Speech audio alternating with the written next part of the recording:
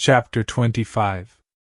The entry into Jerusalem, which in the Gospels is a prelude to the feast of the Passover, is a legend deriving from an occurrence at an earlier celebration of the Passover. See commentary, age 231-33, regarding the Lord's Supper. 2 years before his death, Jesus injured his foot by stumbling upon a stone when he was walking along the road to Jerusalem a few days before the feast of the unleavened bread. As the foot was of great pain to him, and he could not put his weight upon it, he asked some of the apostles who were with him to find him a donkey.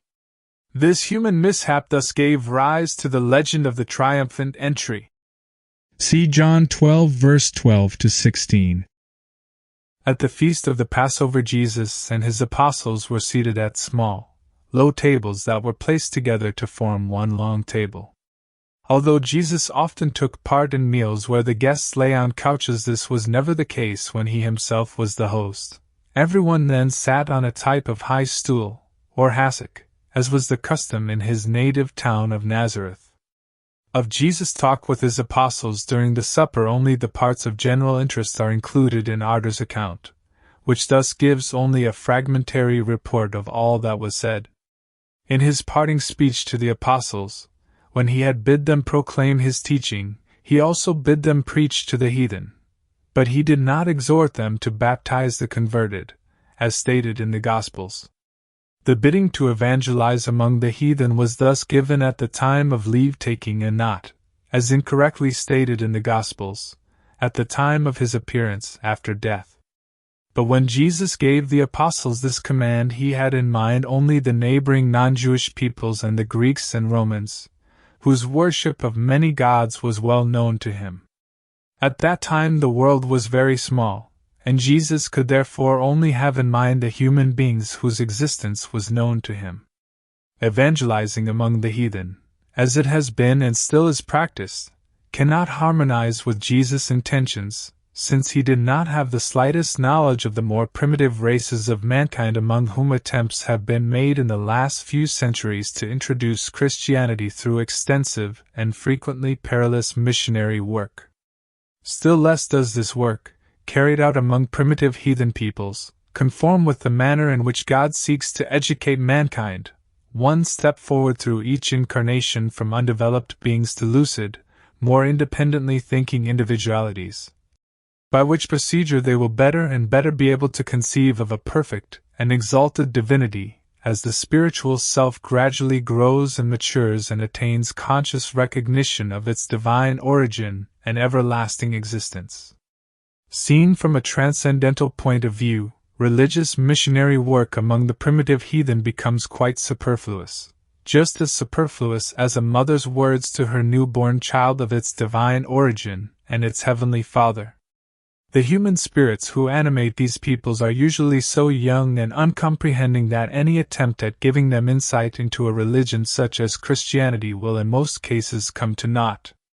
A conversion from heathenism to Christianity, or to other more highly cultivated religions, will therefore not benefit these human beings in the least.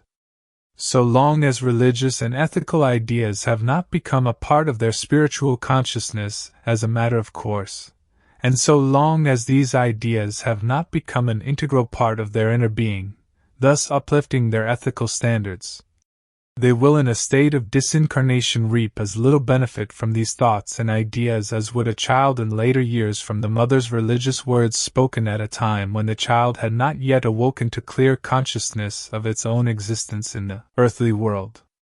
But as the young human spirits gradually advance through their incarnations, and as their spirits gradually mature to greater insight and greater clarity, also they will be initiated into the truths that still lie far beyond their ability to comprehend, either as human beings or as disincarnated beings. As practiced, missionary work among the primitive peoples will therefore never give results commensurate with the amount of self-sacrificing work that has been done, and still is being done from all sides and in countless ways, in terms of both spiritual and material values.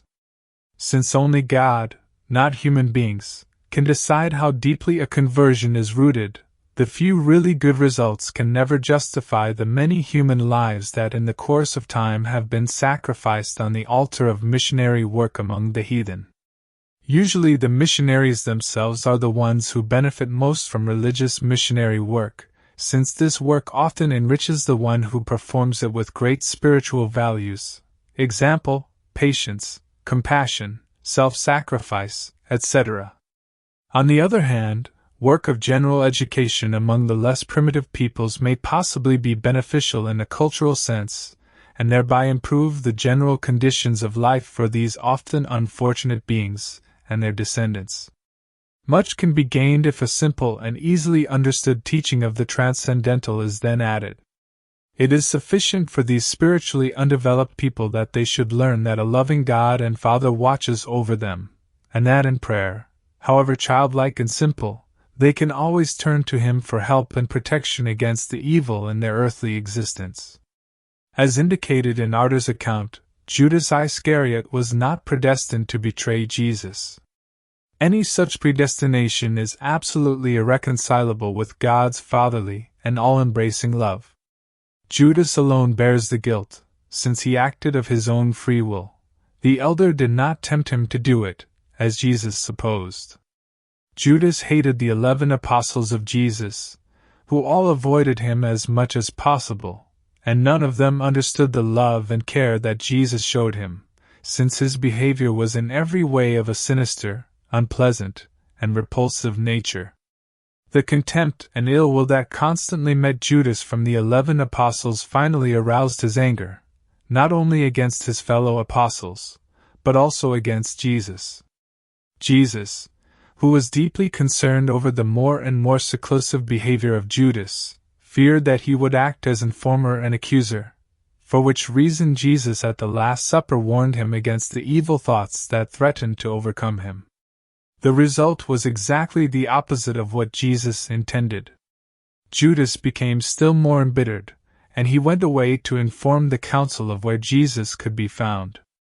However, the condemnation and death of Jesus were in no way dependent on the betrayal by Judas. At that time several members of the council had already decided to destroy the Nazarene. In desperation over his treachery, Judas killed himself. The 11 apostles are all to blame for the manner of Judas' action. If they had tried to emulate Jesus' kindness and love in a sincere attempt to make Judas one of their own, instead of constantly rejecting him, he would hardly have become what he was, a traitor and a suicide. The story of the 30 pieces of silver is legend. The vision in the Garden of Gethsemane is also legend. Jesus was saddened by the thought of that which awaited him, but he was entirely calm. He knelt while he prayed a fervent prayer for strength to meet what was to come. The apostles who accompanied him there slept or rested while Jesus was deep in prayer. The words of Jesus in Gethsemane, "My Father, if it be possible, let this cup pass from me, nevertheless not as I will, but as thou wilt," were later attributed to Jesus in order to explain why God did not save his Son from death on the cross. The words, "not as I will, but as thou wilt," were supposed to prove that Jesus voluntarily submitted to God's will and that the death of Jesus on the cross was preordained by God. But Jesus never expressed himself in this way. It did not even occur to him to pray to God for help in evading the impending sufferings or the approaching death. From the moment when Jesus failed to pray for his fallen brother, and thus failed to conquer darkness, he carried the deep sorrow of defeat in his heart. Although he was convinced that he was God's emissary, he was not certain of being the awaited Messiah, and this deep sorrow and doubt characterized his relationship to human beings as well as to God. See Ardor's account, page 35. And although Jesus during his earthly life had often spoken about the manner in which hope and trust can be undermined by doubt, he was himself in doubt regarding that crucial point. See Ardor's account, page 57. His conduct and his words thus became less steadfast than expected, and his own relationship to God also suffered. For that very reason it became impossible for him to find a way between the two extremes that had been established for his earthly life, even though God, as his guardian spirit and leader, in many ways tried to support and to guide him. The grief of Jesus over not having fulfilled the intentions preyed more and more on his mind and so discouraged him that finally he saw only one way of opposing the doubt, hatred and persecution of mankind, by his death to confirm the truth of his teachings. And he walked to his death without fear and without hesitation. He saw clearly that his strength, his spiritual authority, was too weak to overcome human blindness. Thus the eldest of the youngest was sent to earth, as Jesus of Nazareth, in order to fulfill a task that consisted of two parts. The first, to pray for his eldest fallen brother, and the second, to bring the gospel of love to humanity.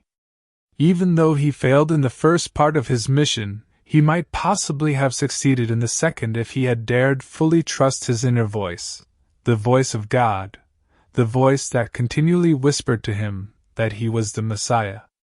Through this, his fervent belief in the true and the exalted nature of his innermost being, he would have been able to achieve complete harmony and unison with God and God's will, and gradually, as he had familiarized himself with the thought of being the Messiah, his conduct would have been marked by such divine strength and determination that during the execution of the second part of his mission he would have overcome the influence of darkness, and thereby avoided death on the cross, even though darkness had earlier prevented him from remembering the prayer for his fallen brother. Jesus' firm belief that he and no one else was the Messiah was to have been the basis for the second part of his mission, and the culmination of his spiritual maturity as a reformer and religious founder would have been reached the moment he fully and completely gave himself up to belief in the truth of the thought that he was the Messiah.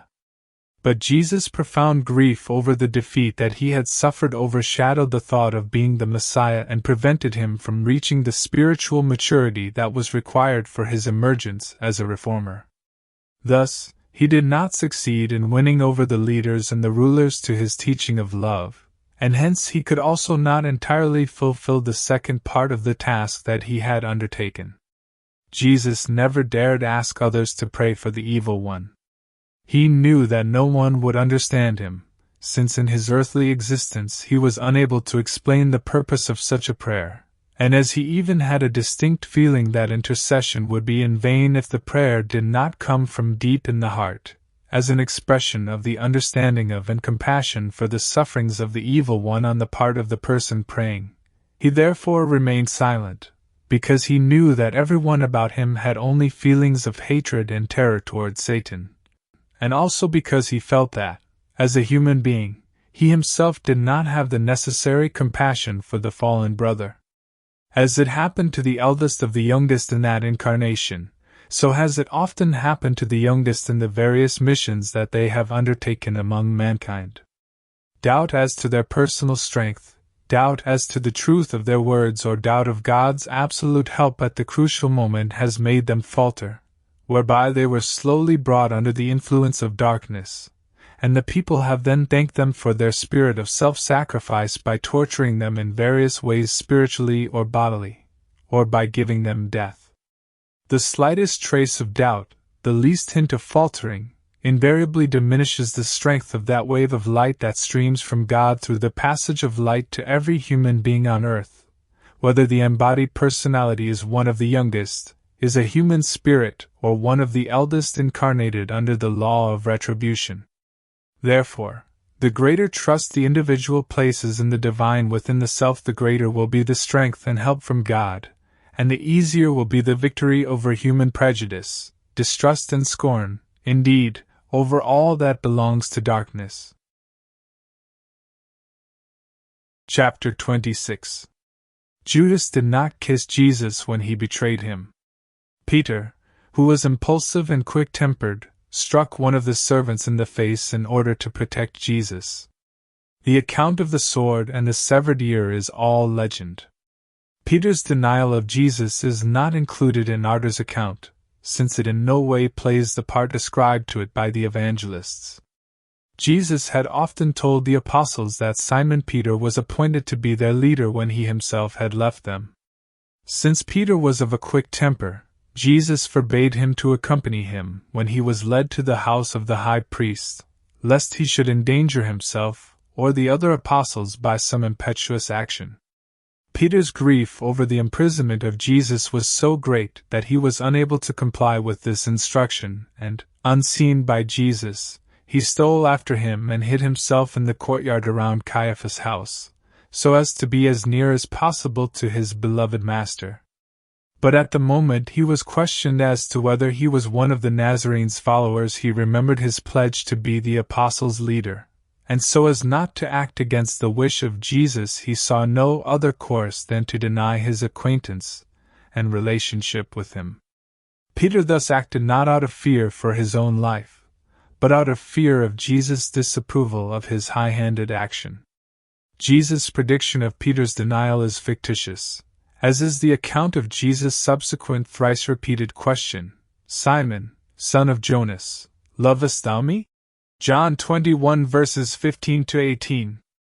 Only excerpts from the high priest's questioning of Jesus are given in Ardor's account, since the Gospels have preserved much of the proceedings more or less correctly. The examination of Jesus by Pilate was essentially a repetition of the questioning by the high priest. Jesus answered him in the same way that he had answered Caiaphas. The story about Barabbas is correct. He was set free in place of Jesus. The account of the dream of Pilate's wife is fictitious. Chapter 27. 2 robbers were crucified at the same time as Jesus. They were bound to the cross without a footrest, for which reason they died several hours before Jesus did. As both thieves were deeply stupefied by the drink they were given before their crucifixion, any talk between them and Jesus would have been impossible. The Gospel's account of the words of Jesus to the robber is fictitious. Jesus refused the drug because he wished to endure fully the sufferings that he had been allotted. The earthquake that was felt immediately after the crucifixion was associated with a volcanic eruption in northeastern Palestine, the ancient Bashan. The effects of the earthquake extended to Jerusalem and to some towns lying to the south of the city, where the tremor was not especially severe. At the same time, dark, heavy storm clouds gathered in the sky and transformed the clear light of day into a dark twilight. The clouds dispersed after a few hours without any resulting rainfall. The darkness, the oppressive calm, and the earthquake were enough to strike such terror in the hearts of the superstitious people that they all fled in panic into the city. The statements in the Gospel according to St. Matthew regarding the events that took place after the crucifixion are exaggerated and untrue. Compare Matthew 27 verses 51-54 with the foregoing explanation. Chapter 28. In the days of Jesus, the wall about Jerusalem lay in ruins in several places, and in other places repairs and rebuilding were being carried out. For this reason it was easy for anyone who so wished to slip into or out of the city unobserved, despite the sentries that had been posted. No Roman soldiers watched over the tomb. Since Jesus' body was anointed and swathed in linen prior to its interment, the account of the women who came the following morning to anoint his body is incorrect. The women came to mourn at the grave of Jesus. When the human body dies, it must inevitably decompose and disintegrate. See commentary, page 176-77. Since darkness has become destructible through the victory of God and of the light, everything that is produced and created from darkness must in consequence also be destructible. The resurrection of Jesus' earthly body thus conflicts both with the temporal laws of physics and chemistry, and with the eternal laws of the light that are never broken by God. See summary, page 305. Mary Magdalene was clairvoyant. Thus she alone saw the spiritual body of Jesus, which was invisible to the others. Jesus' spirit was thus in this instance not materialized. Mary Magdalene was the woman who was closest to Jesus during the last years of his life on earth. Her deep grief and her yearning for Jesus called his released spirit back, and when he stood before her she saw him with her spiritual vision. Mary Magdalene was one of the eldest. Through Jesus' care for her she was brought under the guidance of God, so that through new incarnations she could atone for her transgressions against humanity. Chapter 29. In his account, Ardor points out that when Jesus appeared before the apostles he was standing at the upper end of the table. Jesus chose this place so that all should know that he had not come to them through the entrance door in the customary way. Jesus appeared before the apostles with God's permission and by the power of his own will, thus without the intervention of a medium, although still materialized according to his will. The ascension of Jesus is legend. Chapter 30. The legend of the wonder of Pentecost must be ascribed to the fear and terror that a sudden, unseasonal thunderstorm wrought among the frightened, superstitious, and fanatically aroused people. God, who at all times and in many ways has tried to turn the elders' evil designs to the good, in fact granted the apostles more spiritual strength because of their strong faith and sure trust, but not until their thoughts met with God's thought and their fervent prayer of thanksgiving. See Speech of Christ, page 117 to 118, regarding prayer. The deceitful explanation of the disciples to Simon Peter concerning that which had happened gave rise to a movement, the speaking in tongues, which to this day finds proselytes among overexcited and highly strung people, a movement that has absolutely no foundation, since fanaticized people can never think or speak with sufficient clarity and authority.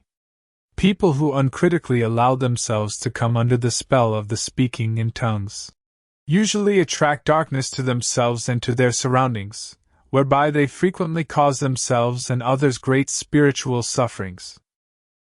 Many of those who spoke in tongues were possessed by earthbound spirits, including the eldest. On the other hand, the light will flow more strongly and purely toward those people whose religious faith manifests itself without selfishness, censoriousness, or self-righteousness as an unshakable trust in God, coupled with unselfish love and deep compassion for all their unhappy and suffering fellow human beings. These people will be able to provide their fellow men and women with truly helpful spiritual comfort and strength through well-chosen words based on clear, logical, and appropriate thoughts. Chapter 31. The deep longing of the apostles for their beloved Master and their constant hope for his early return, a hope stemming from their misconception of his speech regarding the end of the world, together with John's revelation, inspired by the elder, are the reasons why many people even today expect the second coming, the millennium, the end of the world, the day of judgment, and so forth. See Ardor's account, page 58 to 59, and the commentary, page 221. So long as all of mankind has not reached the greatest possible earthly perfection, the end of the world will not come.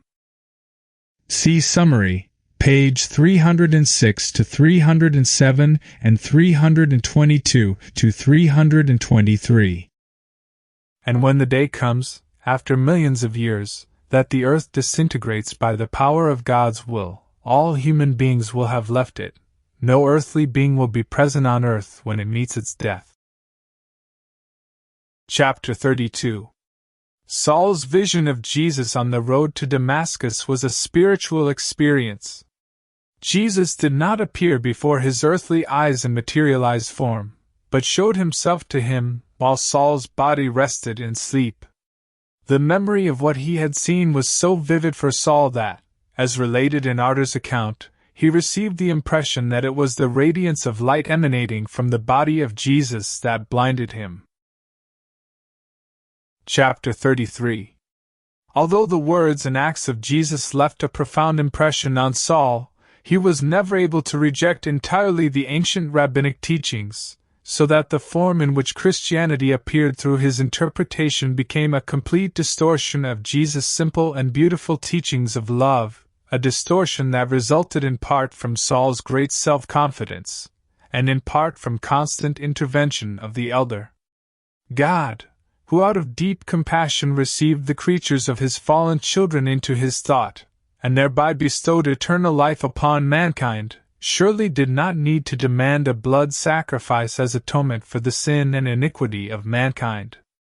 The interpretation of Jesus' death on the cross as the sacrificial lamb, in whose blood all sinners would be cleansed, is therefore an entirely blasphemous thought, implanted in Saul's mind by the elder. The sacrificing of animals is such an ancient custom that it goes back to the Malawians in the Pacific Ocean, and even though Saul's original conception of Jesus as humanity's sacrificial lamb was intended to be symbolic, it is a symbol that can only be ascribed to the intervention of darkness, since God never has demanded, nor will he ever demand, such acts in order to forgive the sins of mankind. The congregations founded by the apostles originally celebrated their communion solely to commemorate the parting of Jesus with his friends. Only through Saul's interpretation did they take on a different meaning. The words by which Saul tried to interpret the acts of Jesus were instilled in him by the elder. These words were adopted by all the congregations which Saul had founded, and later by other congregations, and the words became so deeply embedded in the minds of the people, that at the time of the evangelists they were attributed to Jesus. Communion was at first a symbolic act, but in its new form it grew more and more material until the bread and the wine gradually became the visible expression for Jesus' true flesh and true blood. John 6 verses 53 to 56. Christians who believe that they can obtain forgiveness of sin and partake of the bliss of heaven by eating and drinking the flesh and blood of their God. Christ as the second member of that Holy Trinity that is the current Christian definition of God as the Father, the Son, and the Holy Ghost. Place themselves on the same religious level as the so-called heathen, even if they regard communion only as a symbolic act. People who take part in communion out of habit, or because it is customary, are all guilty of an immoral act. And those servants of the Church who within themselves feel offended by this custom, whose dim origin is in ancient pagan rites, carry a grave responsibility if they continue to serve the communicants when the Lord's Supper is shared, because they lack the courage to reject dogmas conceived by human beings and established by human beings. Many Christians who take part in communion according to the inherited traditions, and with complete trust in the truth of this sacrament, often feel comforted and strengthened. But the spiritual peace and strength that they receive is not a result of taking part in the sacrament. It is due to their deeply felt remorse and to their prayer to God, or to Christ, for forgiveness of their sins. For any sincere prayer coming from the depth of the heart will always meet with God's thought, and the answer to the prayer will be felt as a profound, spiritual peace that passes understanding. No human being can be delivered from the guilt of sin through communion. Everyone must atone for his or her own sins according to God's law of retribution, either, if the sin is not repented, by being struck by the repercussions of the sinful thought or act, or, if the sin is repented, by performing during later incarnations acts of love and compassion for the fellow human beings against whom he or she has sinned. Transgressions against God or transgressions against the divine within the human being can be atoned only through a deeply felt grief and remorse. No human being can assume the guilt of sin of another, nor did the eldest of the youngest by his death on the cross assume the sins of mankind in any form, much less did he atone for them. See Speech of Christ, page 112. But through a sincere prayer to God everyone can mitigate the lot that is about to befall a sinful fellow being, because unselfish prayer springing from the depth of a loving, compassionate heart will always draw the light to those for whom the prayer is intended. This added stream of light will then dispel the darkness that envelopes the sinner or the breaker of law, and will enable the guardian spirit, the conscience, to exert itself and make it easier for the transgressor to heed its promptings. In this way, human beings can extend much valuable help to one another. See Speech of Christ, page 118, regarding prayer. If Christians would observe the Lord's Supper in the correct and proper manner by making it a commemoration to be held on the evening of Maundy Thursday at church or in the home, they would afford the eldest of the youngest much happiness, for then he would to a great extent have attained that which he had intended as Jesus of Nazareth, to be remembered on that evening by all who love him. Further details of the more or less truthful accounts in the Gospels of the life and acts of Jesus and of the insertions and additions of later times cannot be given here. It would place too much, indeed, an impossible burden of work on the medium who serves as an intermediary. But with the foregoing as a basis, those who feel called upon to do so can themselves search for the true grains of gold that are to be found in all four Gospels. Only this remains to be said: no one has the right to reproach the evangelists for the erroneous, distorted, or entirely false accounts that through them have been handed down to posterity, since it must be remembered that nothing was written down during the lifetime of Jesus. Nothing was written until a generation after his death. During this time the words of Jesus and accounts of his life and the miracles he had performed passed by word of mouth. Something was added here, something omitted there, and it is thus fully understandable that it was impossible to produce a complete account that was accurate in every detail. Nor must it be forgotten that the elder was to blame for most of the many distortions, contradictions, and falsehoods. And although several of the youngest who were disincarnated at the time gave the evangelists much help through inspirational influence, it was impossible, so long as the elder was still bound by the power of darkness, to ensure that all was written down in strict accordance with the truth. None of the apostles was the author of any of the Gospels. The Gospel bearing the name of John was written by one of his disciples who was of Greek descent. It was compiled and completed after the apostle's death at the close of the 1st century. Minor fragments of this Gospel were, however, written down before his death and read at meetings of the congregations. Only a small part of the collected work was known and approved by the Apostle John. The Apocalypse has no claim whatsoever to be regarded as a revelation from God. It was inspired throughout by the elder. The human author of the Apocalypse is not related in any way to the author of the Gospel of St. John. The Acts of the Apostles and the many epistles that are included in the New Testament should be regarded only as edifying reading of varying merit. Not all the accounts in the Acts of the Apostles are in accordance with the truth, nor did all the epistles originate from the persons whose names they bear. Chapter 34-35. The historic survey that Ardor has provided in order to link the past with the present has been made as brief and as simple as possible. Only the essential main points are included, since anyone who so desires may study the many available works on world and church history, and so gain insight into the gruesome religious wars and other conflicts of bygone times, as well as the rulers' tyranny and lust for power that drove them to commit the most hideous crimes in their quest for dominance. Similarly, may anyone who so desires study the many different sectarian deviations from the teachings of Christ and the resulting conflict, superstition, and hypocrisy. Chapter 36. When Ardor in his account says, "A little more than 8 decades before the eldest of the youngest was born unto the earth," that is to say about 81 years before the birth of Christ, God called for the first time upon the earthbound spirits. This number of years is given according to the traditional date for the birth of Jesus of Nazareth, but since that date has been set about 5 years too late, the actual birth of the eldest of the youngest as the man Jesus took place about 76 years after God first called upon the earthbound spirits. The centuries for God's callings did not coincide with the endings of the earthly centuries. Christ and several others of the youngest who had promised to assist him began in the year 1857 their toilsome journey across the earth as disincarnated spirits in order to communicate directly with human beings via mediums, and in order with their help to try to influence the earthbound spirits, a task no human being can fathom or fully comprehend.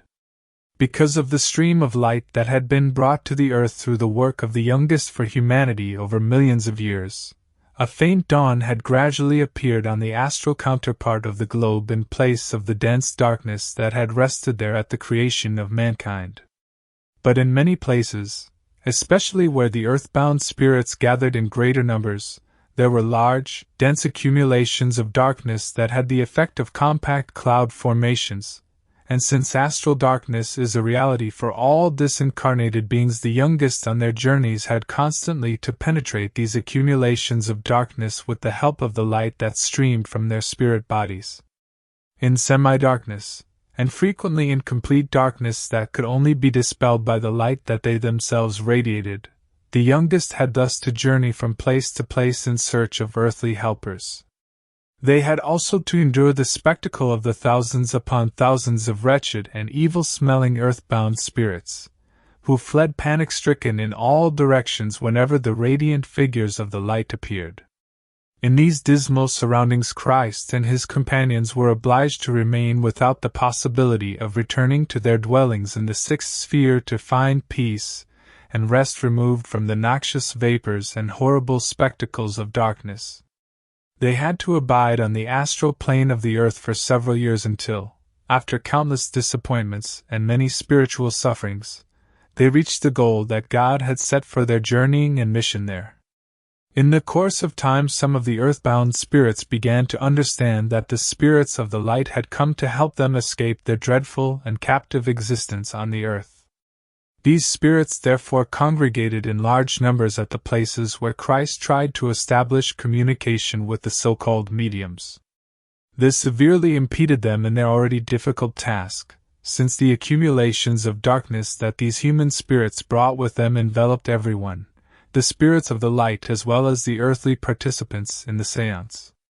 During the first several years the messages from the spirits were therefore very faulty and misleading, and more often than not quite erroneous.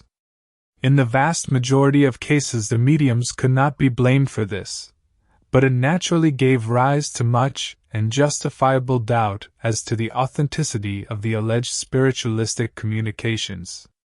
However, these distortions occurred mainly in those circles where the séances were not protected by the spirits of the light, either because one of the eldest was bound to the medium's human body as its spiritual self, or because the participants in the séance were themselves too earthbound in their thoughts and actions, or because the elder and the disincarnated eldest acted as the spiritual leaders of the séance in order in this way to counter the work of Christ.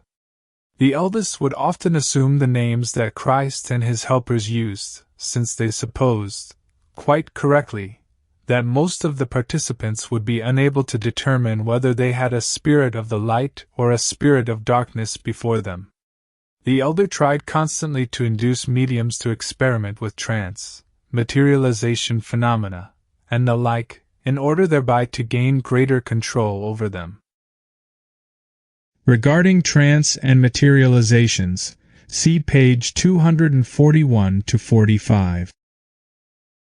He also urged the earthbound spirits willfully to possess the medium and the séance participants, as a result of which many false messages appeared, since these spirits that were misled by darkness did not scruple to appear under the well-known and high-sounding names of deceased persons. Séance participants who were exposed to such false and easily disproved messages were inclined to denounce everything as sheer falsehood and fraud. However, many people who sought the spiritualistic circles very often did receive truthful messages from deceased relatives and friends, who, without permission, took advantage of such tempting opportunities to be remembered through the words, writings, or materializations of mediums. Through the persistent efforts of the elder to counter the spirits of the light, many spiritualistic circles were formed that frequently involved fraudulent mediums. Many of these circles formed by gullible people also acquired an unfortunate stamp of vulgarity, which caused great harm to the work that the spirits of the light were trying to accomplish. However, there were people who tried with true sincerity and unselfish interest to bring order to the spiritualistic chaos. Among these people Christ and his helpers found several who extended them valuable assistance in their work to release the earthbound spirits, and to present some of the truths of the light, truths that were in many respects contrary to orthodox teaching. But the messages from the youngest appeared sporadically at many different places, and always intermingled with the lies of the elder. When Christ and his helpers had found people who might be employed as intermediaries for their special work, they tried by various means to deepen their interest in transcendental communication, gradually introducing the séance members also to religious questions. But only a very small number of the spiritualistic circles that they visited, throughout the earth. Christ approached only circles having few members, never those with a larger membership nor large public circles. Were able to sustain an interest in purely spiritual questions and answers, and as soon as the desire for physical manifestations became predominant in a circle, Christ would regretfully have to abandon whatever ground had been won and search for other and more understanding intermediaries. To obtain a favorable result in this way demanded endless patience and deep love, a patience and a love that only Christ was fully able to evince. His unfailing patience and his unswerving trust in God's guidance sustained his companions when after the span of 2 decades they were all inclined to abandon the shorter road. In those circles where the spirits of the light had established communication, Christ spoke under names that expressed, or were in some way associated with his work among mankind.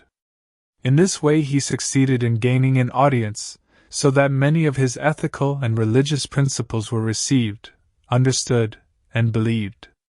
Only in very few cases did he venture to identify himself under the earthly name that he bore during his last incarnation, but the people to whom he thus revealed himself most often responded with doubt as to his identity.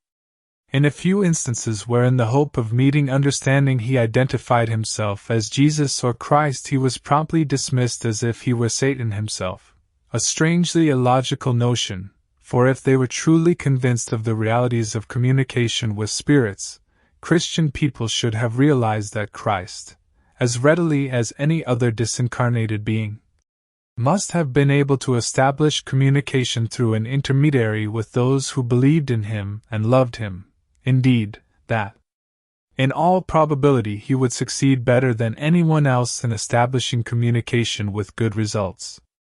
And since many circles open their séances with a prayer to God for help against the intervention of darkness, the séance members at least should have remembered Jesus' words from the Gospel, that if 2 of you shall agree on earth as touching anything that they shall ask, it shall be done for them of my Father which is in heaven. For where 2 or 3 are gathered together in my name, there am I in the midst of them. Matthew 18 verses 19 to 20. In view of these words, the members should then have ascertained, through questions and conversation with the manifesting spirit, whether they were in fact confronted with the spirit of the light.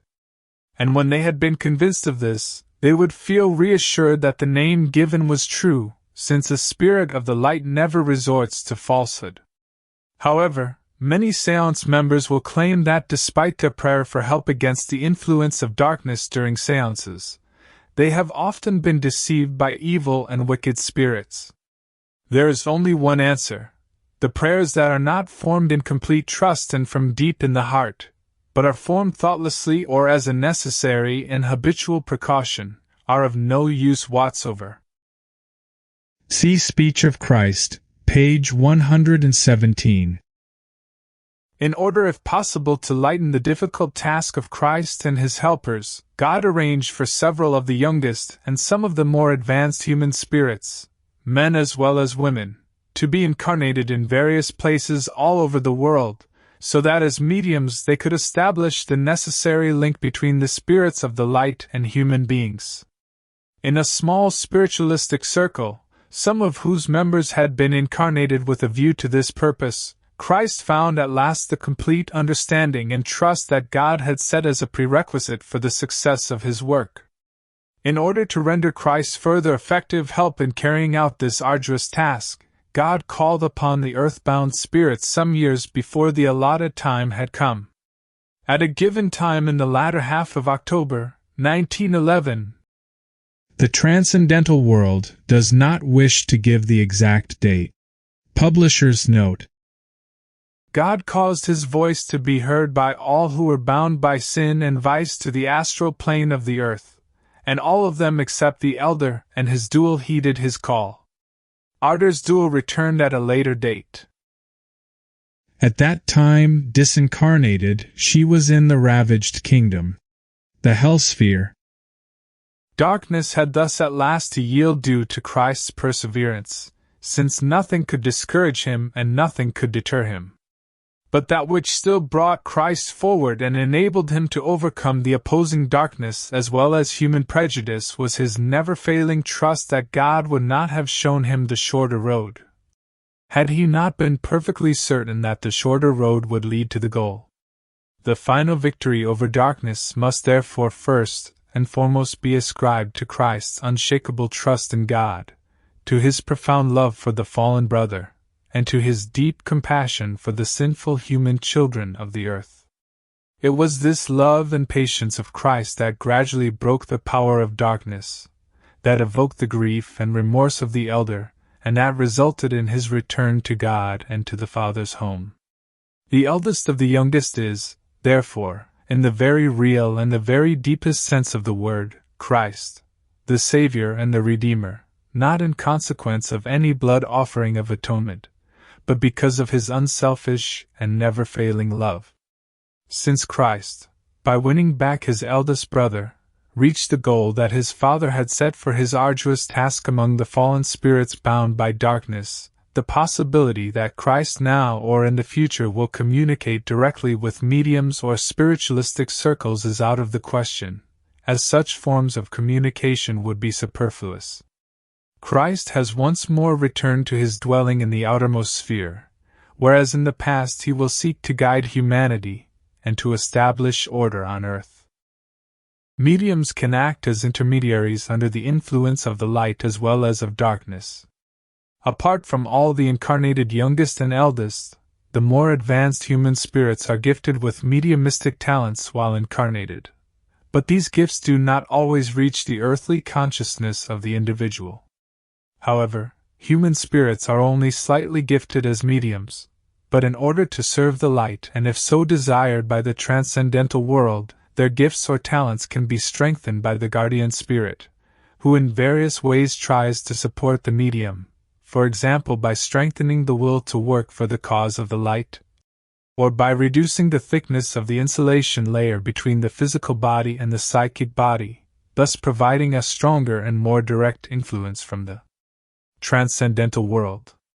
If mediums fail to heed the promptings of their guardian spirit and follow personal desires in order to satisfy their vanity, lust for power or other similar wicked motives, they will soon come under the influence of darkness, which can readily be detected in the manifestations brought about with the help of such mediums.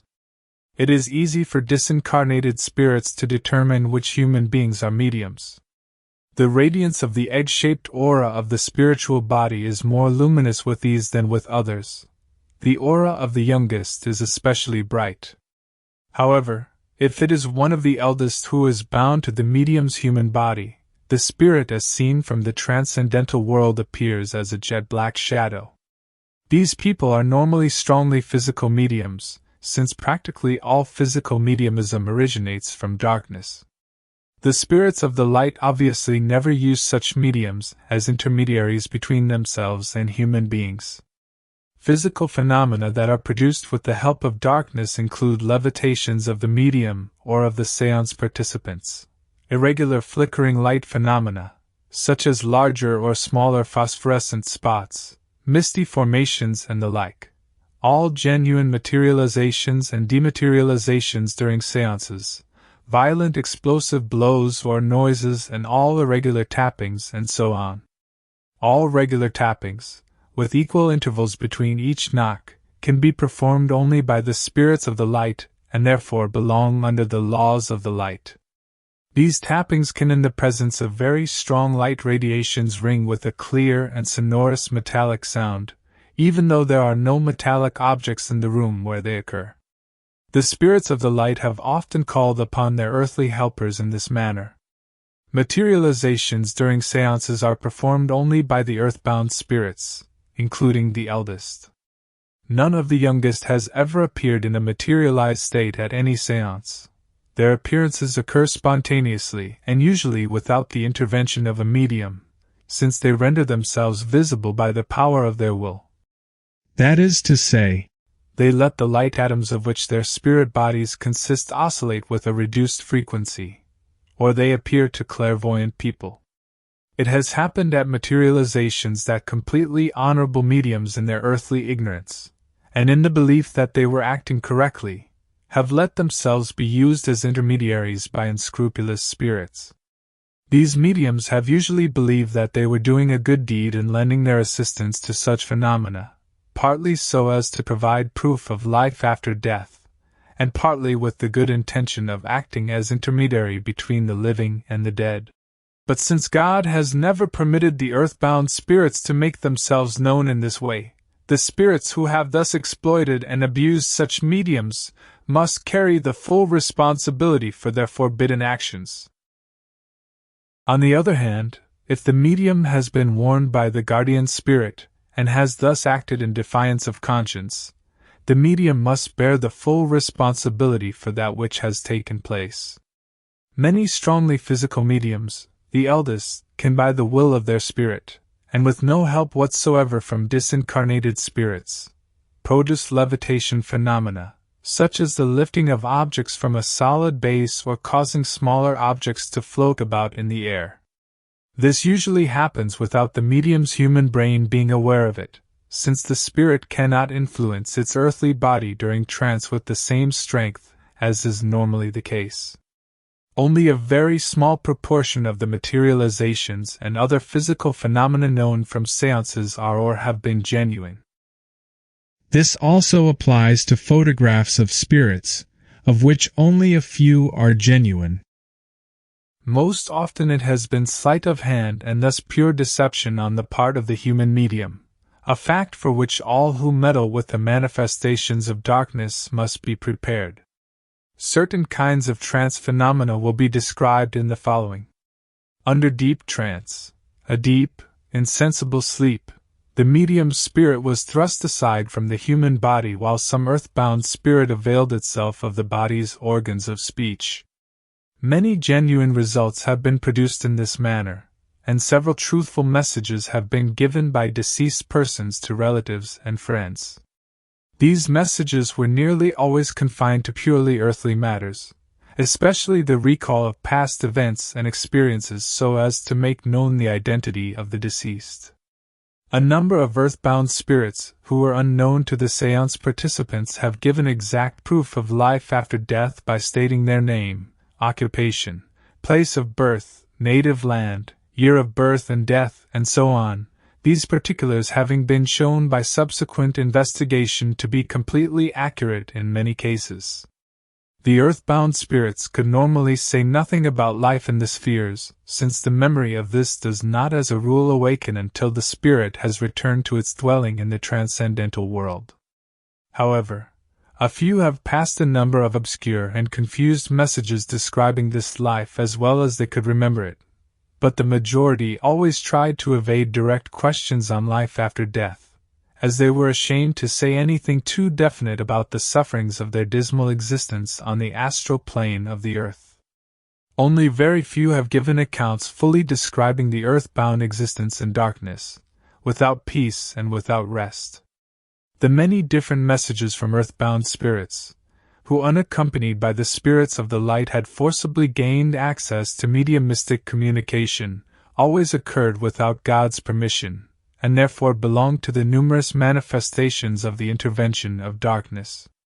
Under deep trance, the medium's own spirit frequently acts as communicator, without the medium being aware of this, a circumstance that can easily be verified by an acute observer, since such messages are usually colored by the medium's own experiences and opinions.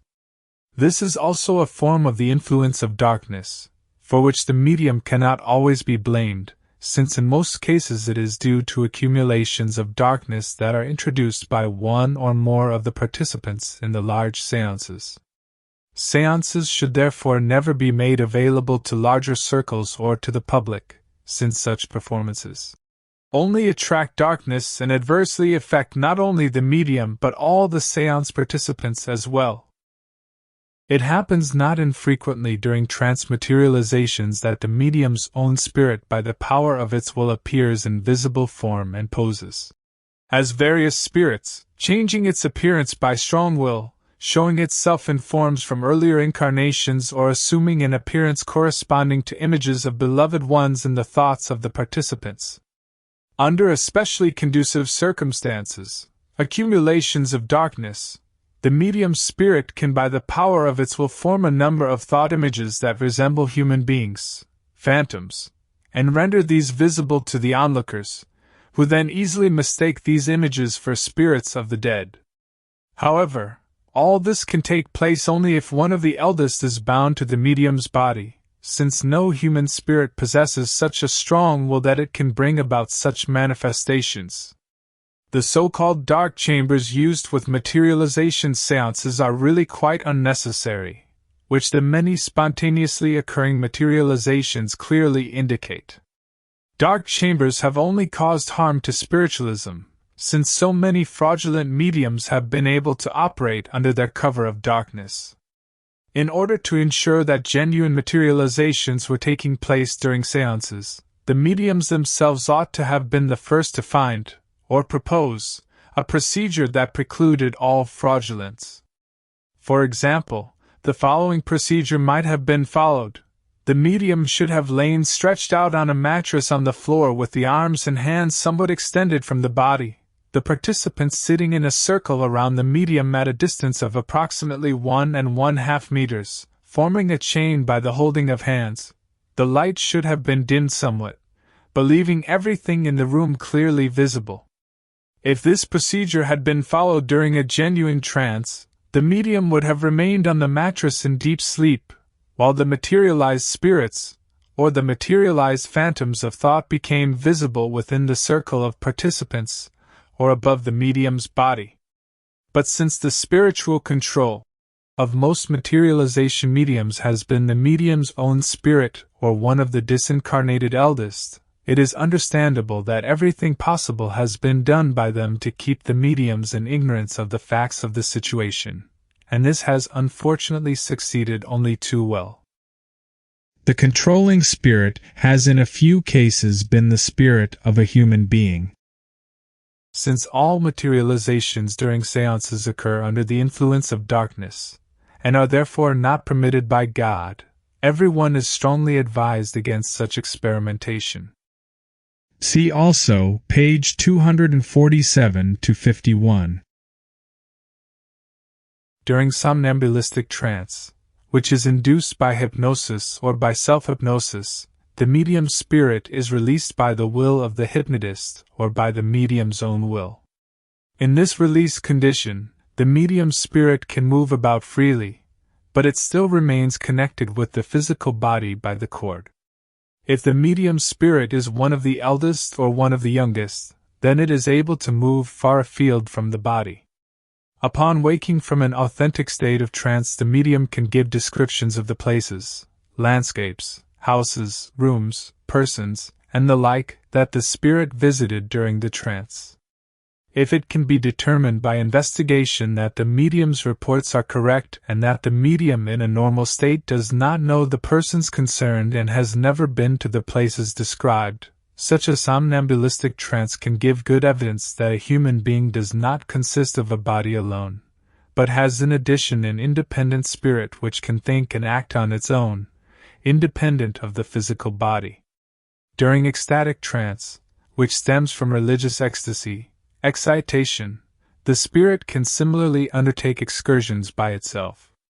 Memories of these journeys in the spheres or on the astral plane of the earth can often be retained and recalled when spirit and body are later reunited. The medium and hypnotist bear full responsibility for these two types of trance. When the medium feels that such actions are taken contrary to good conscience, these should be stopped at once, since repeated separations of the spirit from the body can often cause great physical harm. Semi-trance or false trance manifests itself as a dreamy, sleepless state, or as a form of religious fervor, or overenthusiasm. Religious fervor must not be confused with ecstasy, which can lead into somnambulistic trance, nor with hysterical excitation, which can lead to speaking in tongues. In both cases, it is always the medium's own spirit that acts as speaker or intermediary. All that appears in this way as spiritual accounts is therefore characterized to a greater or lesser extent by the medium's own earthly beliefs, even though such messages occasionally appear to lie a few degrees above the individual's human intelligence and insight. In those circles where spiritualism is made into a sectarian religion by religious gatherings, the mediums often speak in such false trances. The spirits who are said to manifest themselves through these mediums exist therefore only in the imagination of the persons in question, made in no way more real by the well-known names under which these products of fantasy appear. This form of religious fervor has in fact very little or nothing to do with mediumism, since all spiritually enthusiastic persons will be able to express themselves with greater strength when they feel themselves moved by the subjects on which they are speaking, when because of this enthusiasm or excitement they clarify their train of thought, choose their words with greater care, and thereby to some extent elevate their personalities above the day-to-day level, which makes their speeches or orations seem inspired, even though there has been no direct spiritual influence. Without being mediums, preachers and orators have often been inspired by their guardian spirits, since the guardian spirit by its presence provides the speaker with greater spiritual clarity and authority. However, such inspired orators, who are not spiritualists, will never claim that this or that well-known deceased person has spoken through them, even though they did have a distinct feeling of being under a spiritual influence. Spiritualistic circles are therefore strongly admonished never to employ mediums, neither men nor women, as religious speakers, since the spirits of the light never have appeared through mediums who are in the aforementioned states of semi-trance or false trance. If spiritualistic religious speakers were to appear at the meetings under their own names, they would receive help from their guardian spirit, as do all others who serve the light. But so long as they act under false pretenses and wrong assumptions, the spirits of the light can give them no assistance. However, mediums who speak in semi-trance are not always aware of perpetrating a fraud. These frauds are often due to autosuggestion on the part of the mediums. They usually act in good faith, since the arbitrary conduct of the spirit is rarely perceived in any definite way by the medium. But if the medium has been warned through the conscience, and thus becomes aware of the fraud, darkness will be attracted more and more, and the medium will become totally unfit to serve the cause of the light. Thus, all materialization, dematerialization and the like at seances conducted in darkness or dim artificial light, though occasionally by daylight, all levitation of persons, animals or objects, and all speech in trance or semi-trance have always taken place and still take place without the permission of God. The following forms of communication can be employed both by spirits of darkness and by spirits of the light. 1. Thought inspiration through mediums who have a capacity for intuitive perception.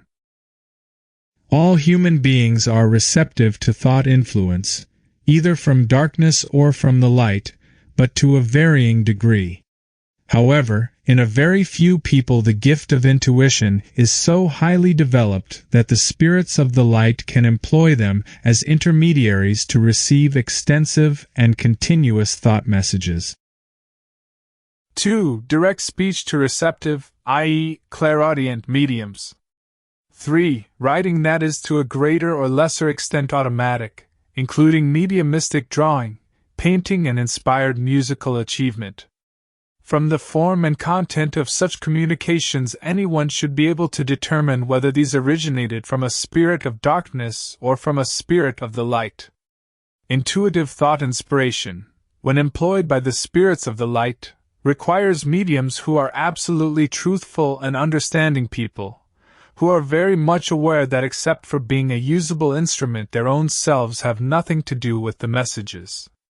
And since a thought-inspired medium is never in trance or even semi-trance, but is fully alert and awake, it will always be very easy for the medium to determine which thought images and ideas originate from the self, and which must be ascribed to outside intelligences.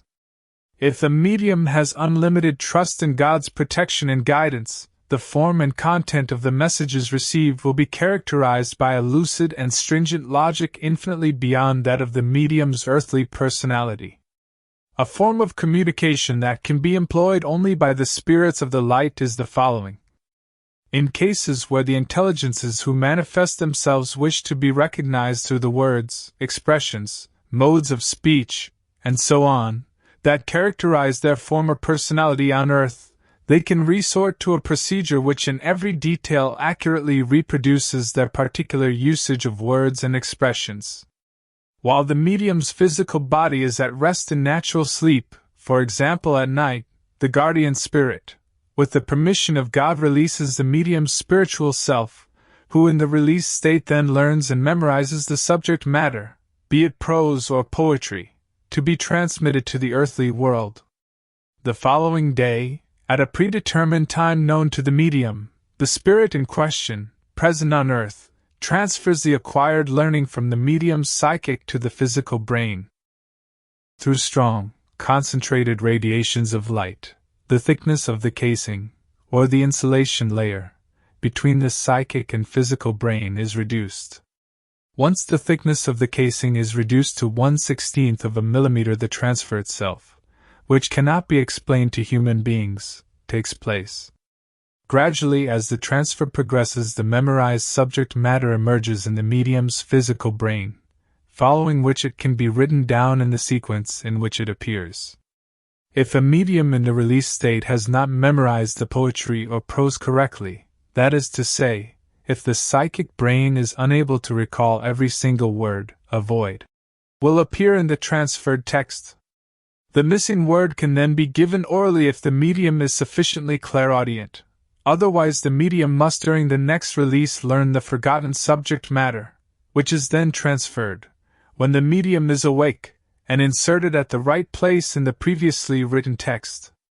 This procedure is exceedingly difficult and demands great patience as well as great care and attention on the part of the spirit manifesting itself, for which reason to this date it has been attempted with only one medium in a case where the transcendental world, with God's permission, wished to prove irrefutably the truth of the statement that human personality endures after the death of the physical body. This refers to a collection of poems presented by several deceased Danish poets. Several other forms of mediumistic ability, for example psychometry, hypnotism, hypnotic suggestion and so on, as well as many other forms of communication with spirits have been known and practiced since the dawn of history. See also commentary, page 282, regarding hypnotism.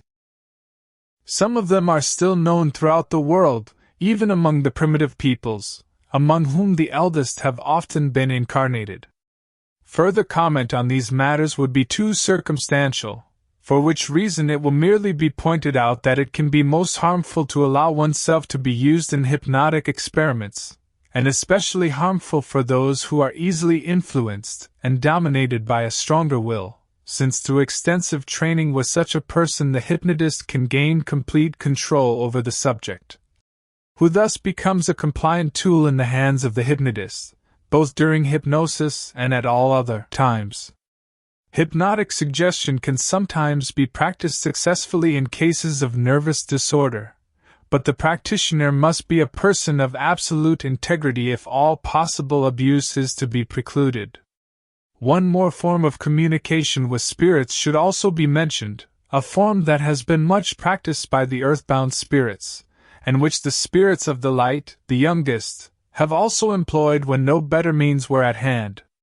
When the séance participants had seated themselves around a small table, their hands were laid lightly on the tabletop.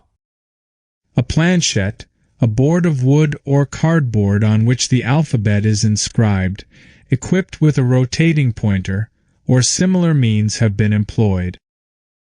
While one of the participants posed the questions they wished to have answered, the manifesting spirit would then, by the power of its will and through the help of the séance participants' psychic and physical radiations of light and darkness, lift one side of the table until one of the table legs was raised a little from the floor, i.e., not complete levitation.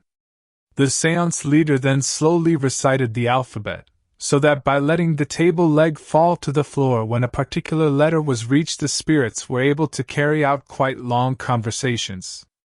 However, one or more mediums had to be present. This procedure was inordinately slow and hardly satisfactory for the spirits of the light, but was indispensable for the earthbound spirits, since this was their best and easiest means of communication when transpossession could not be employed. When the spirits of the light had established communication with human beings, many wretched earthbound and sinbound beings, with God's permission and accompanied by one or more of the spirits of the light, have received great spiritual help and comfort at these table seances through sympathetic and understanding human beings.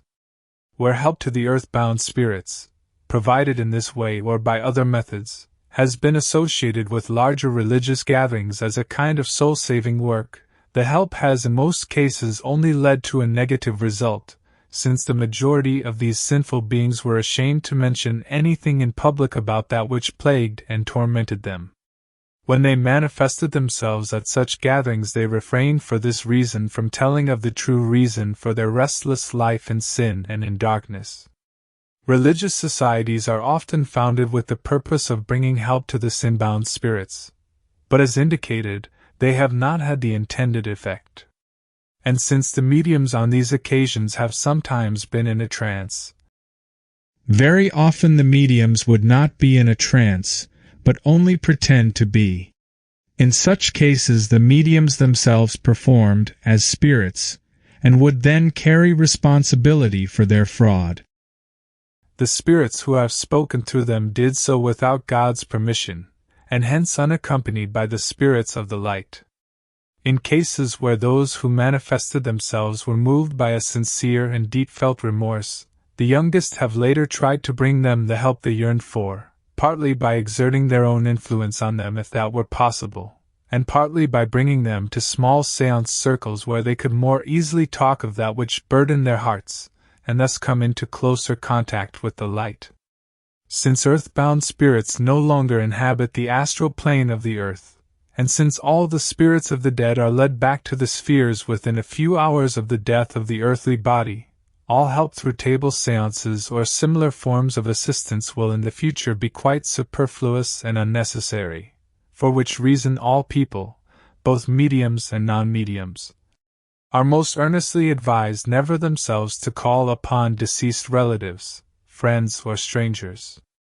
In the years that have passed since 1911, the above communication was received in the months of April and June 1918 and was added to the earlier messages pertaining to the relationship between mediums and the deceased. It was included at the request of the spirit responsible for the commentary and was received and written down under his guidance. Publisher's note. When the earthbound spirits at God's request all returned to their dwellings in the spheres, it has many times proved to be difficult for the majority of the young and undeveloped human spirits to escape the strong, longing thoughts of the bereaved, which often, much against the respective spirits' will and desire, drew them back to the earth once more. In the early years only a few of the disincarnated spirits were attracted back to the earth, but after the outbreak of war in 1914 it became more and more difficult for the guardian spirits to prevent this unlawful journeying back to relatives and friends left behind on earth. Each time the immature spirits of human beings let themselves be lured to the earth, most often with the assistance of the medium's strong invocations of thought, it became more difficult for them to escape the calling thoughts and demanding claims of the bereaved. Many of the spirits were drawn to the various seances, where, blinded and bound by darkness, they delivered messages that were not always in accordance with the truth. However, many have described their earthly existence in great detail, and thereby given further proof of a continued existence after death. Especially when those on earth demanded information on occult matters.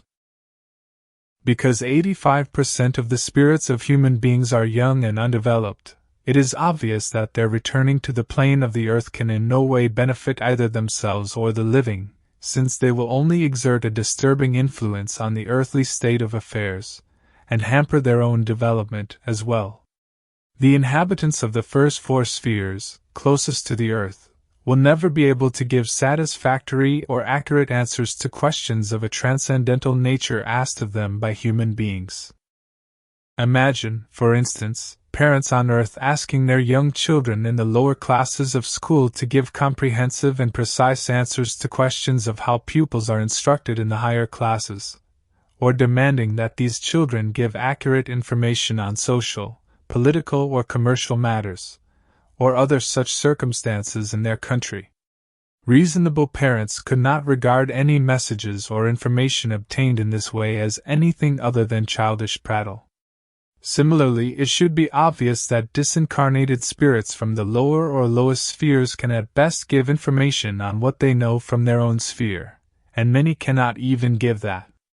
Hence, they will give only mediocre and vacillating answers, convey false messages, or give information on objects and experiences seen from their own narrow point of view. The next 10% of spirits of human beings, from the fifth sphere, are stronger personalities, in that their will is more developed. It is therefore easier for them to resist invocation by human beings, although only by exerting the full power of their will. But in the end, despite their exertions to the contrary, many have let themselves be lured to earth by the grief of relatives or the calling thoughts of mediums. Only the remaining 5%, the inhabitants of the lowest circles in the sixth sphere, have with few exceptions succeeded in remaining in their dwellings with no appreciable effort. The uppermost circle or plane of the sixth sphere is inhabited exclusively by the youngest, who have their dwellings there while they work for the progress of humanity. As time went by and the spirits noticed that on their repeated, unlawful visits to earth they met with greater and greater difficulty each time they wished to return to their sphere, these spirits understood that in the end they would have to remain entirely earthbound and thereby create a new lower class of spirits. Since the memory of earlier earthbound existences between incarnations on earth stood before them all as a dreadful scene of horror, they turned to God, and in their distress and their fear they prayed to Him to help them, so that none could come to earth without His permission. God answered their prayer, and in order to provide effective help to the weak and immature human spirits He created, by the power of His will, a barrier across the passage of light to the earth. This barrier does not prevent the light from reaching the earth. Spirits from the first four spheres are not able to penetrate this barrier. But so that human spirits should not always remain as immature and passive beings, subject to influence from the earth, God ordained that when they had reached a certain degree of spiritual maturity and strength they should try on their own to free themselves from the callings and the demands of human beings. This spiritual maturity should be reached when the spirits entered the fifth sphere. For this reason God has arranged that the impenetrability of the light barrier gradually diminishes for the inhabitants of this sphere as they ascend within the sphere's planes or circles. As the impenetrability of the light barrier diminishes, the human spirits, whose spiritual strength increases proportionally, must themselves give greater and greater attention to the steeling of their will for the purpose of remaining in their dwellings, rather than responding to the demands of human beings to let themselves be drawn to the earth. All necessary help will, of course, always be given to everyone who desires it. The guardian spirits will thus constantly seek to strengthen and to guide those who still show weakness toward earthly attraction. But no restraint whatsoever will be imposed to hold back those who despite all help break one of the laws given by God by visiting the earth without permission and without escort.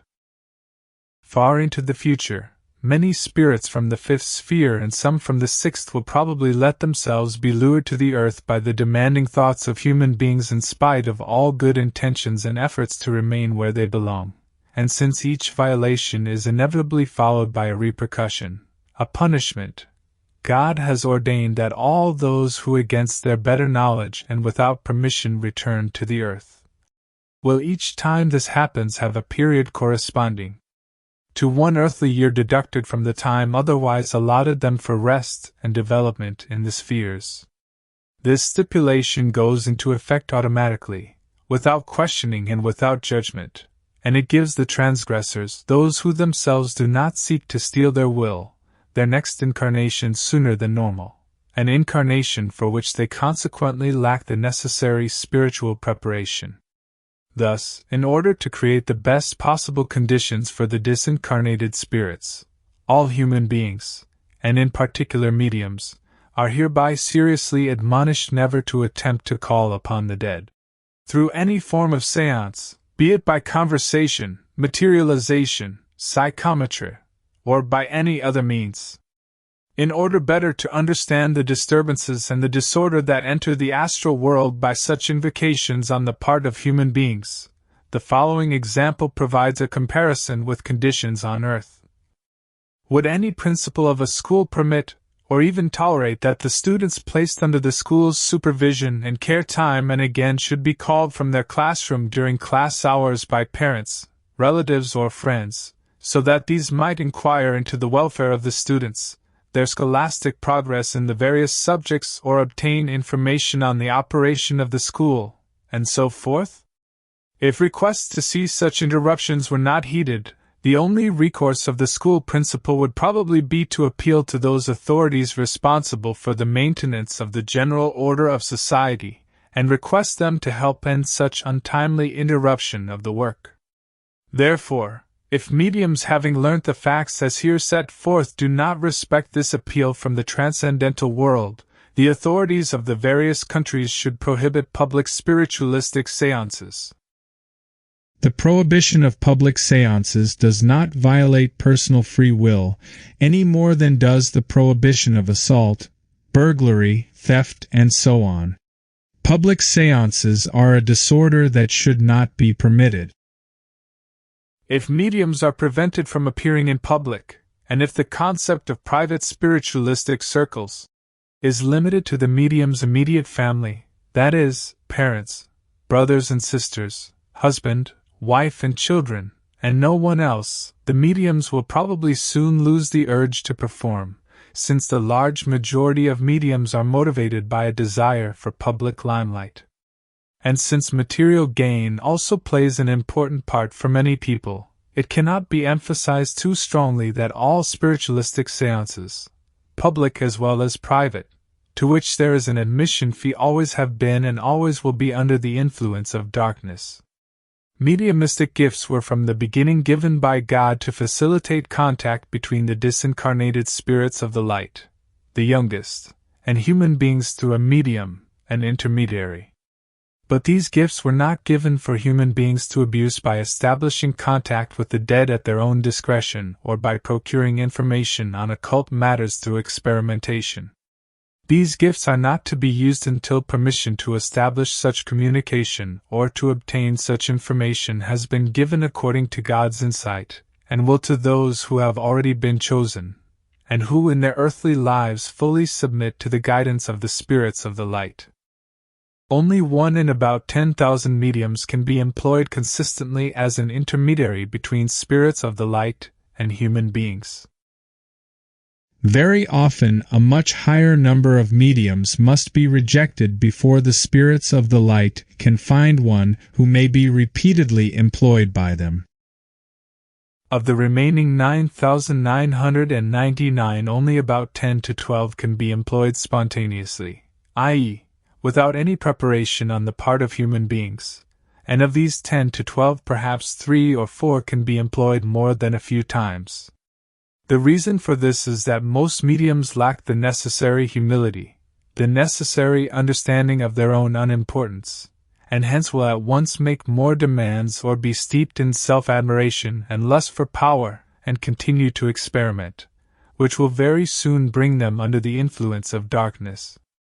The mediumistic talent of the remaining number is so slight that there will always be a danger that these mediums will fall under the confounding influence of autosuggestion, although on occasion, 1 or 2 genuine communications might be established. In the past, mediums of slight mediumistic talent have often been employed by earthbound spirits and the eldest.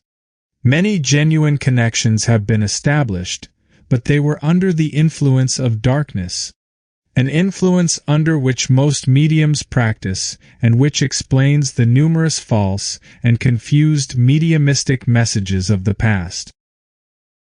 Among these is a number of the eldest, who can never be employed by the spirits of the light.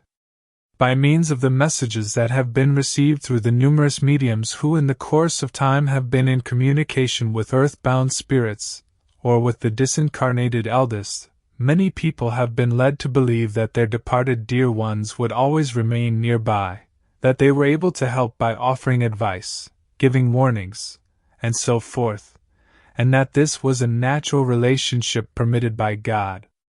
But since communications through mediums on earth had their beginnings with earthbound spirits, and the disincarnated eldest without God's permission, it should be obvious to all in view of the information given that any such relationship is abnormal, and contrary to the laws given by God for the progress of humanity. Human beings must therefore abandon this misconception and in the future remember that the departed ones live in the various spheres that they have reached through their struggle out of darkness and toward the light. Remember that the disincarnated human spirits no longer walk among them, because according to God's laws they must not stay upon the earth.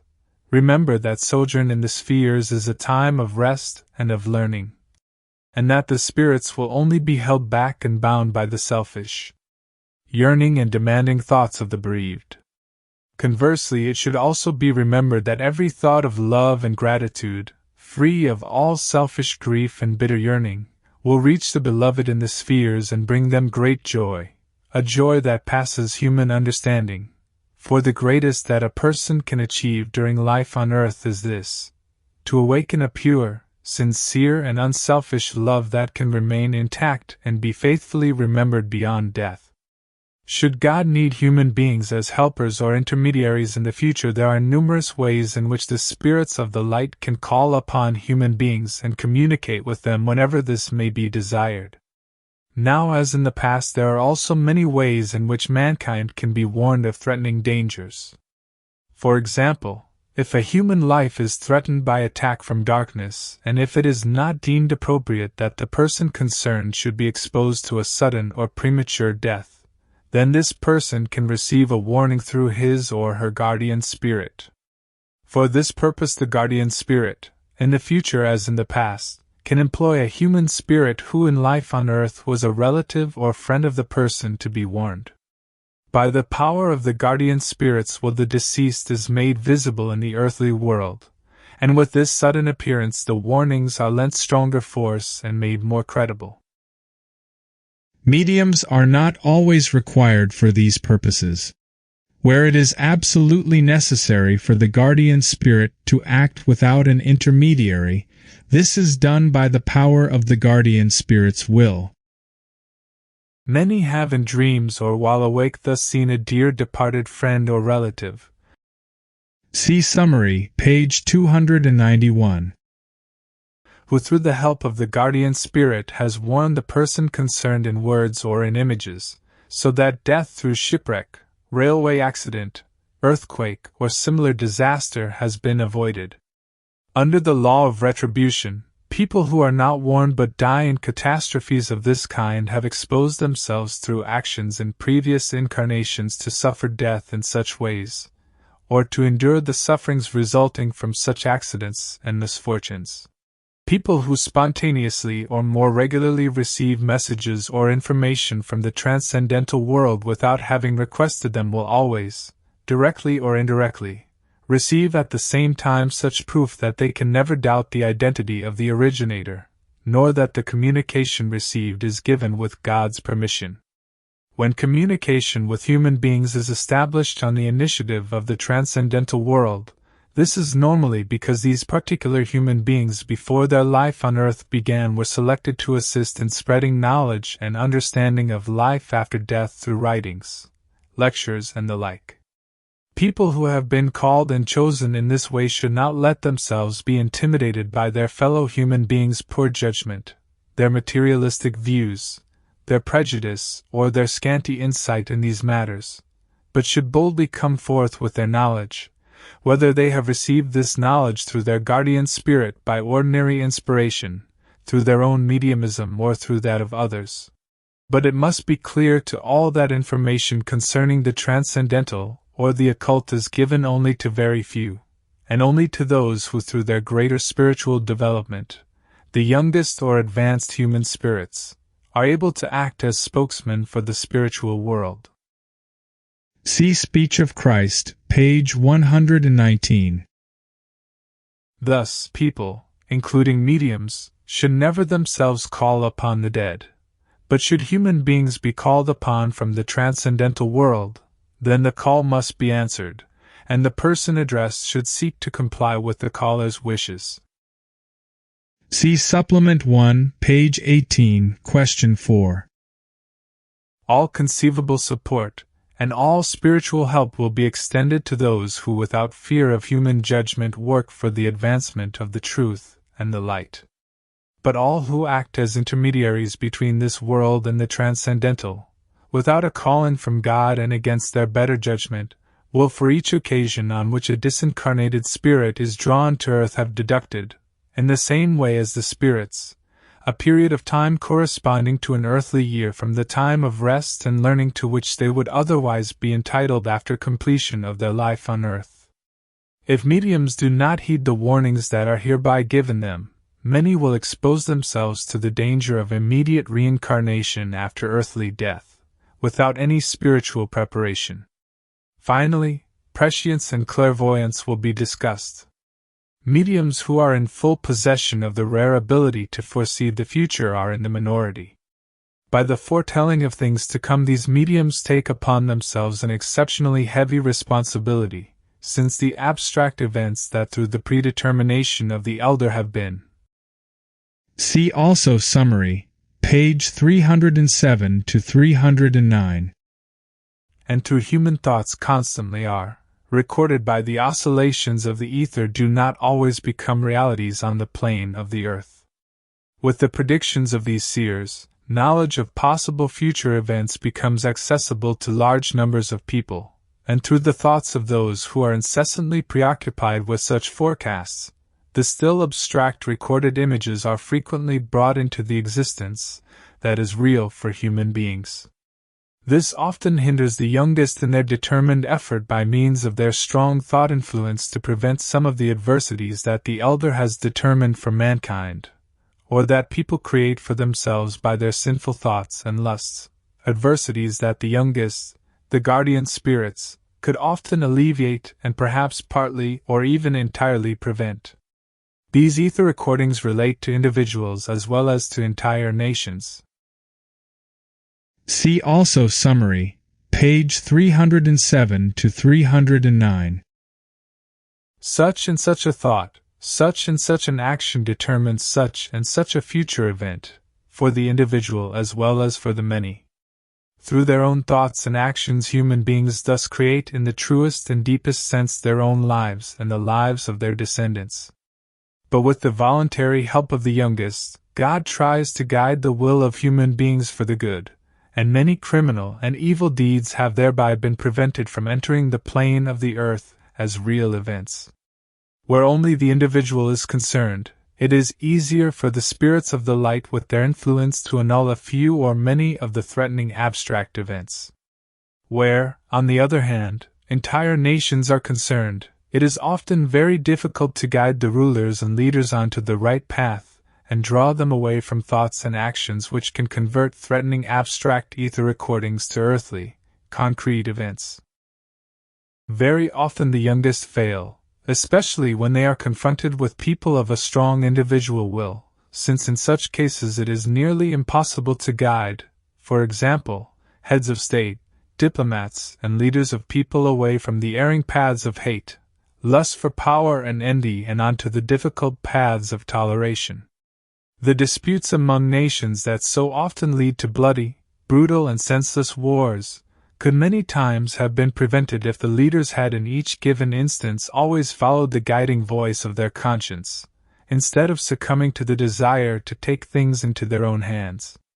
Predictions of things to come can often counteract the work of the youngest for a brighter and happier existence on earth, bring about the very thing that the youngest with such great effort try to prevent. Only in those cases where the one who can foresee the future feels compelled, through the conscience, to share such knowledge with others should the vision, or the readings in the ether waves be revealed. Second sight, or clairvoyance, means that a human being can see with the spiritual sight, either sporadically or more regularly. If necessary for some specific purpose, this ability of clairvoyance can be developed by the power of the human will, or with the help of the guardian spirit. The youngest have occasionally appeared to clairvoyance, but this should not be confused with the true apparition that is seen with the eyes of the physical body. In earlier times, most clairvoyants were able to see the earthbound spirits, and through clairvoyance many people have received descriptions from which they recognize the deceased. It should be noted, however, that in most of these cases it was not the spirit of the deceased that the medium described, but the thought phantom of the subject involuntarily created by the inquirer. Only in cases where the medium was able to reveal facts that were totally unknown to both the medium and the inquirer, and which further investigation proved to be in accordance with the truth, can one be sure that it was the spirit itself and not a thought phantom. But as previously stated, page 251-52. Human beings should in the future never seek information about the dead. The casing, or insulation layer, between the spirit and the body that is cast off at death has often been mistaken by clairvoyants for the spirit of a deceased person. A spirit, even the most sinful, will always look like a living being, whereas the cast-off casing most closely resembles a mask. In places where there are great accumulations of darkness, the casings are often preserved for long periods of time, since they can be dissolved and absorbed only by the light. In the course of time, many clairvoyants have seen these casings, which can best be described by the term ghosts. The casings of the eldest are dissolved only by darkness, and therefore remain for a long time in places where there are strong light radiations, since the light cannot absorb the darkness of which the casings are made until the radiations of darkness have dissolved them.